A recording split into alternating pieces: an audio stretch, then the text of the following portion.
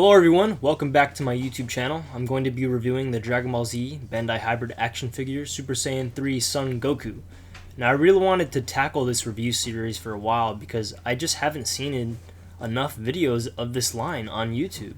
And I think it's a pretty underrated Dragon Ball Z line to collect. Unfortunately, they do not make anymore, but I think it's going to be fun to take a look back at what they used to do.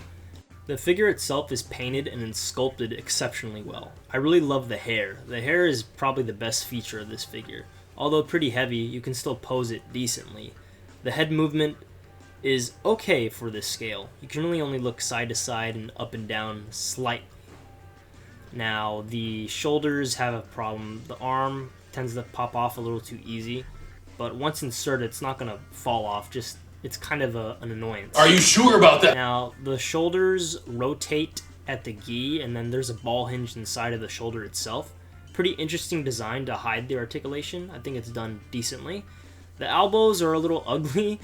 They have the joint on the outside of the elbow itself. Interesting, but a little ugly.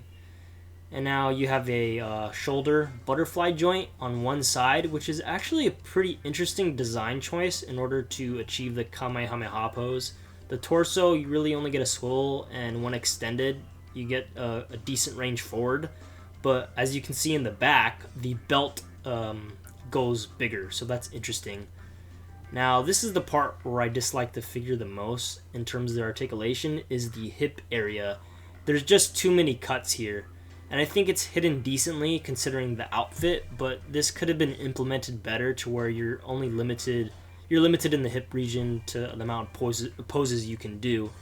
The knees are decent. The ankles are really major flaw of the figure because mine are almost broken.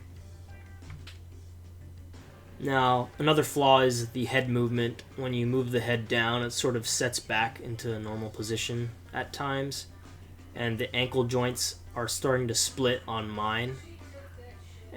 But the hands, they're fairly easily to swap. Just be careful, don't be aggressive with it, just be gentle, twist and pull, that's what is best for it. And they insert in okay, pretty easily to swap.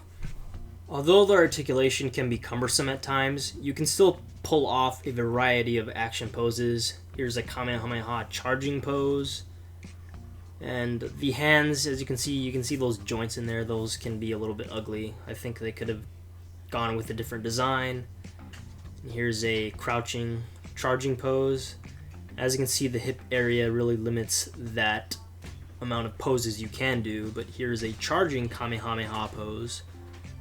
But it's just a pretty fun figure to mess around with. If you do get this guy, he's fairly not that expensive. Just be aware of breaking issues if you do decide to get him. And here's a comparison of all the Super Saiyan 3 Gokus I have.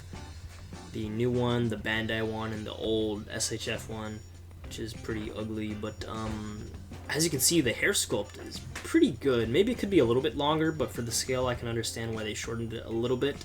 For me, I really love the Bandai hybrid hair. I think it was done exceptionally well.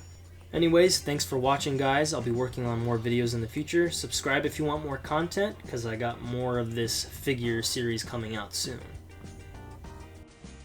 魔人ブー、ふざけたやつだが、パワーもスピードも回復力もすげえ。